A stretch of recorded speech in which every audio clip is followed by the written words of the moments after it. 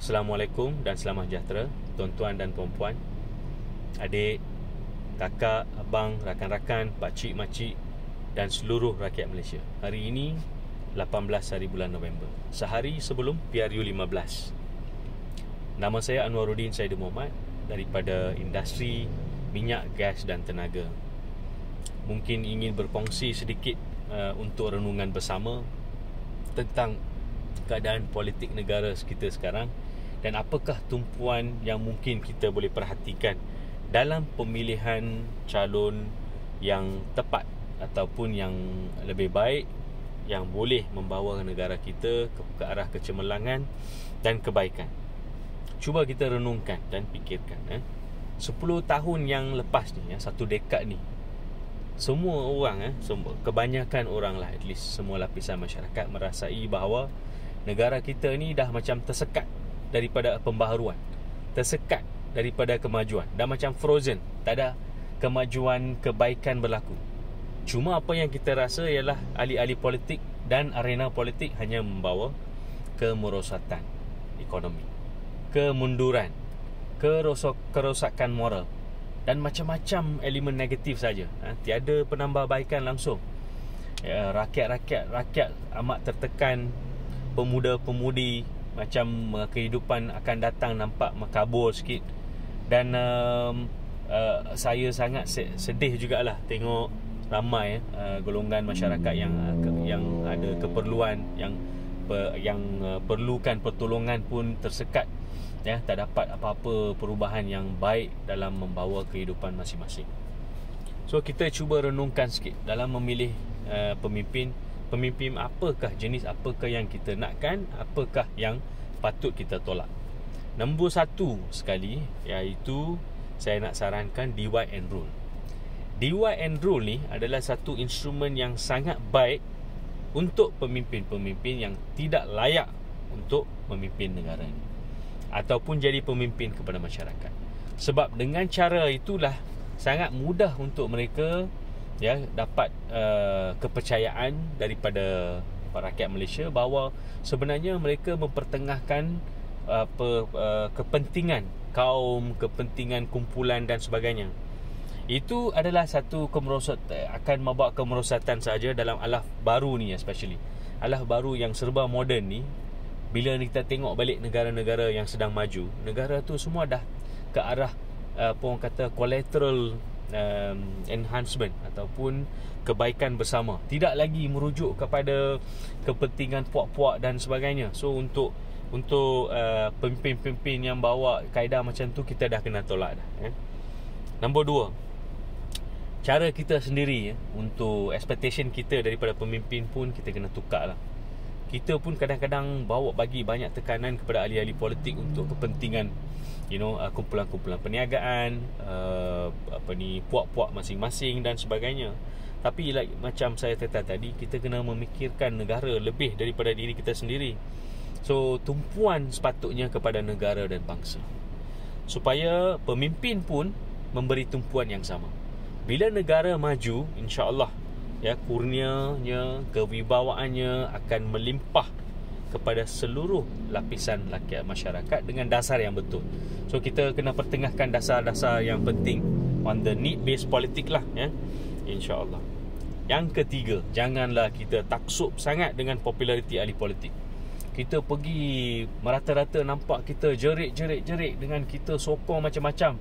Kita tak pernah sokong macam tu saudara mara sendiri, ibu bapa sendiri, guru-guru sendiri. Tapi dengan ahli politik ni kita taksub sangat.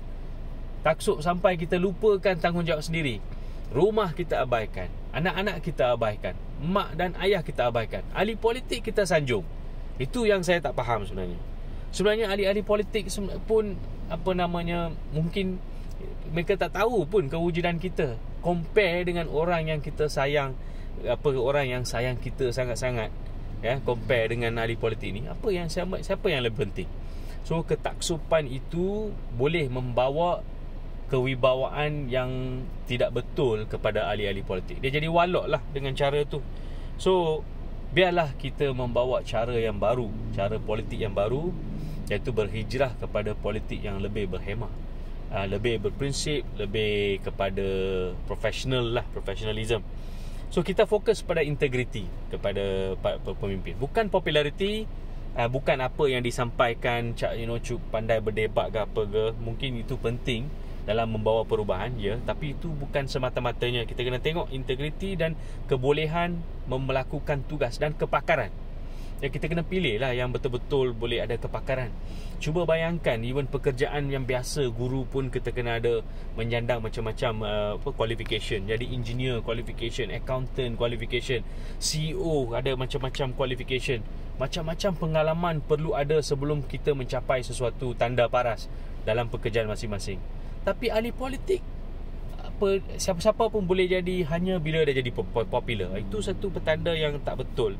Sebab tu kita ada masalah, macam-macam masalah ni. Mereka jadi popular, kita pun tak tahu apa yang mereka boleh lakukan, kecuali asyik bagi janji-janji yang tak dapat ditepati, ya. So itu penting. Kita kena tukarlah cara kita supaya kita berhijrah bersama untuk politik yang baru. Yang keempat, ingatlah bahawa sebenarnya kita jadi bos.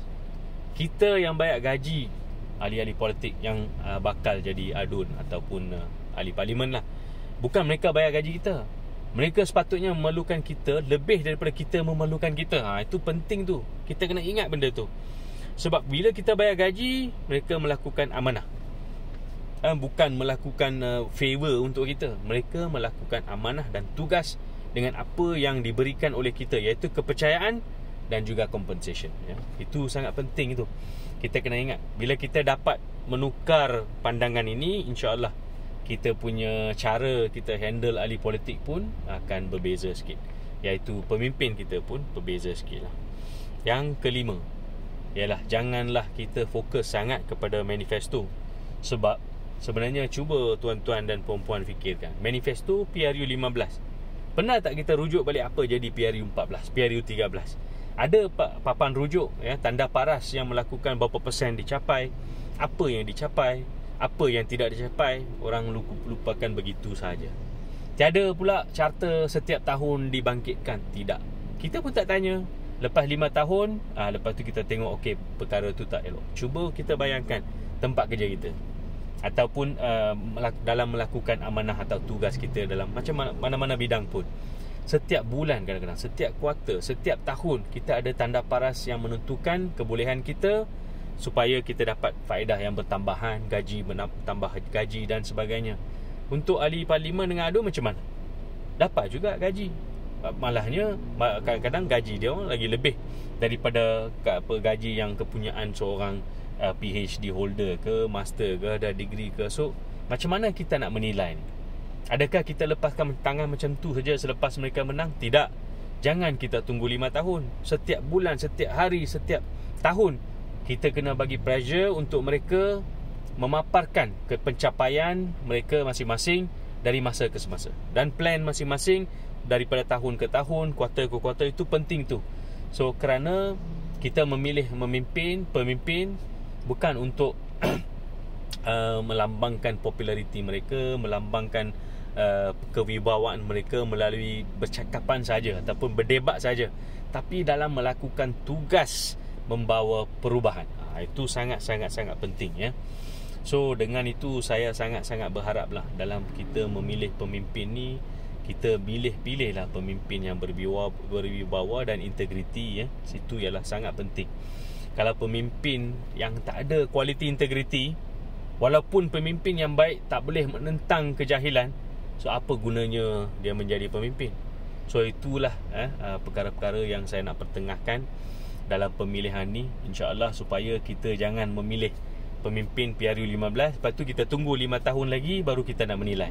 So kita kena menentukan masa depan negara diri kita sendiri, ya, bukan ahli politik ataupun pemimpin saja. Dengan itu saya sangat mengharap cara kita membawa expectation kita terhadap pemimpin pun harap berubah supaya dia menjadi need based politik, berhijrah kepada politik yang baru dan membawa kebaikan yang bersama kepada ekonomi, ya, taraf kehidupan masyarakat dan juga bermoral tinggi dan berprinsip tinggi di setiap kalangan masyarakat.